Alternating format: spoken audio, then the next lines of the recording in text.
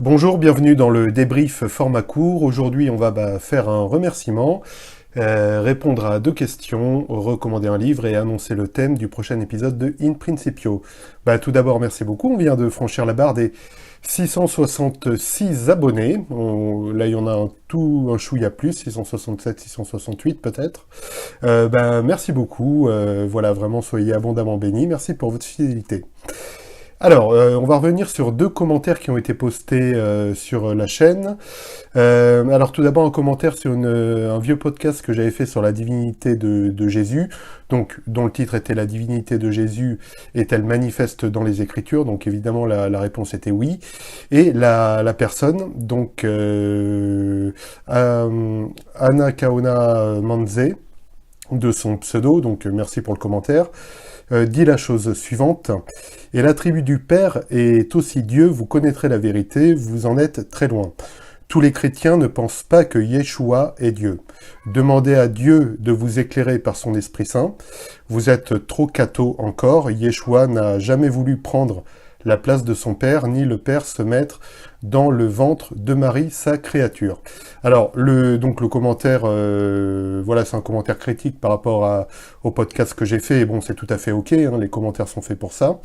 Voilà, simplement, ce que je voulais relever, là, ce qui m'intéressait dans ce commentaire, c'est que la personne fait ce qu'on appelle le sophisme dit de l'homme de paille. Le sophisme de l'homme de paille, c'est quand vous n'êtes pas d'accord avec une doctrine ou avec une théorie, en fait, vous n'argumentez pas contre cette théorie, mais vous argumentez contre une image facile à détruire que vous faites de cette théorie.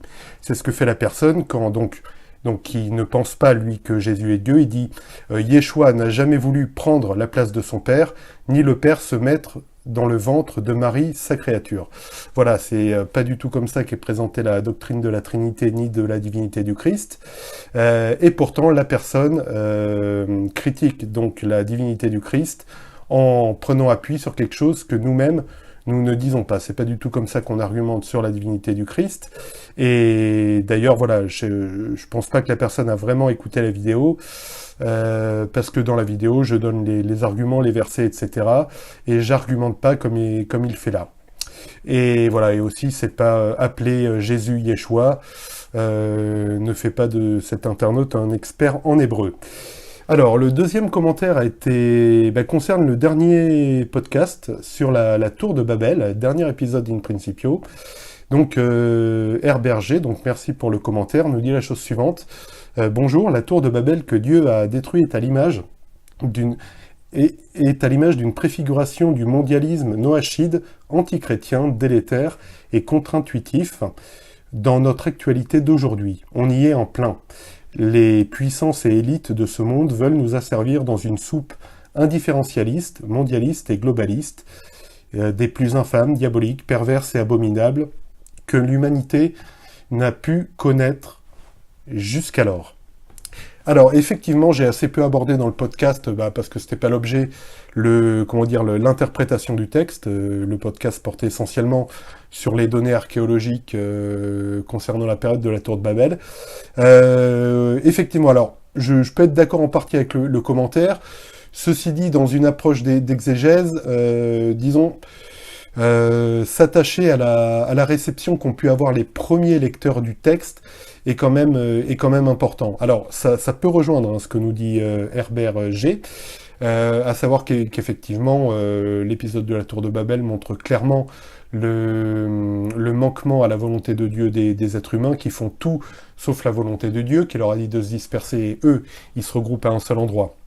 Après, les conséquences, oui, c'est vrai que actuellement, on voit il suffit de regarder un peu les informations, on voit qu'il y a une instrumentalisation des peuples dans énormément d'endroits, et donc en ça, je rejoins le commentaire.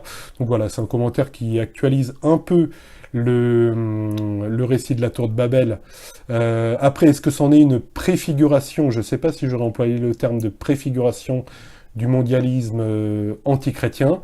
En tout cas, clairement, c'est une illustration des hommes qui ne font pas la volonté de Dieu et de la puissance de Dieu qui arrive toujours à ses fins.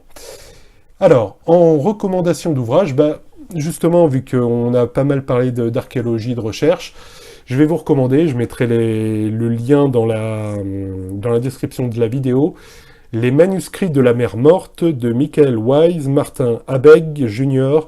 et Edward Cook. C'est tout simplement un livre, alors qui est très condensé, qui est d'ailleurs en édition sous format poche en fait, et qui regroupe tous les manuscrits de la mer morte, classés par grotte. Donc la grotte, il y a le numéro de la grotte suivi de la lettre Q, suivi du numéro du manuscrit. Par exemple, si on veut prendre le manuscrit 301 de la quatrième grotte, c'est le manuscrit 4Q301, fragment 1 ou fragment 2, etc.